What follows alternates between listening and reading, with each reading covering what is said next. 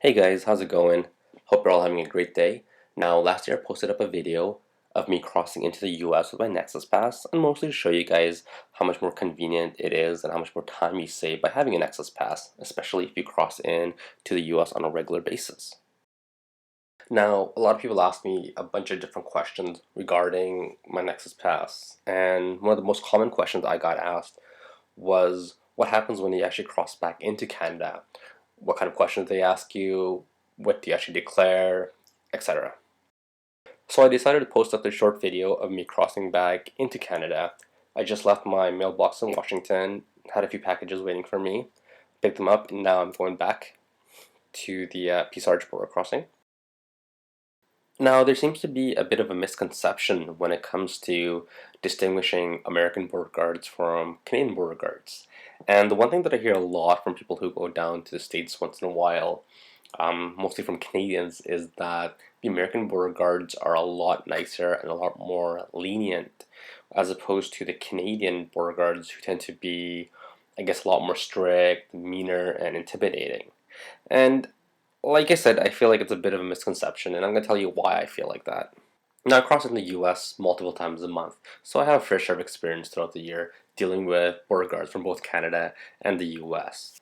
Now, as a Canadian, when you're crossing into the US, there's a really high chance you probably don't have a lot to declare, or if anything at all.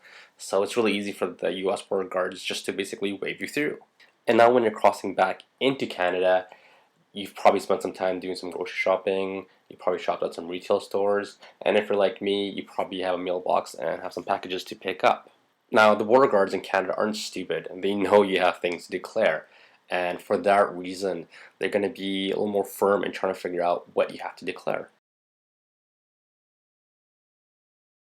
Now, I'm just pulling up to the Nexus lane. The lineup doesn't seem too long on the regular lanes, probably about half an hour. But then again, who wants to wait around for half an hour when you can be done in under 5? But if you look out in the distance, you can see all those cars heading in the opposite direction, all going to the US. That looks like definitely a 45-minute to an hour wait. Glad I'm not them. Alright, back to what I was talking about. And I know a bunch of people actually try to declare nothing because they don't want to end up paying taxes or duties.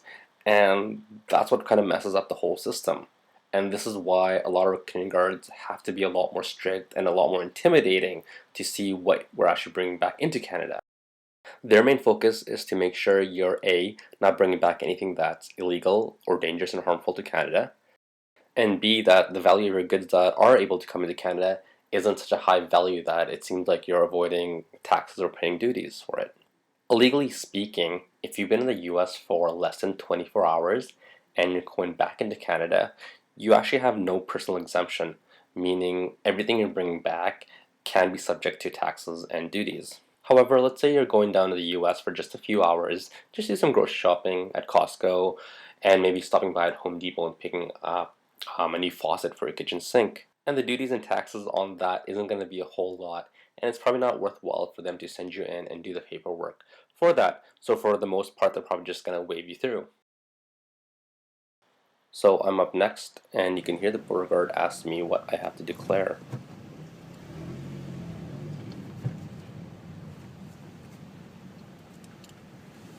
Hi there.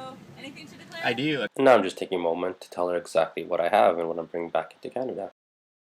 My best advice is when you're giving your verbal declaration is just stay calm and be honest and tell them exactly what you have. This way you'll never have any issues with them in the future.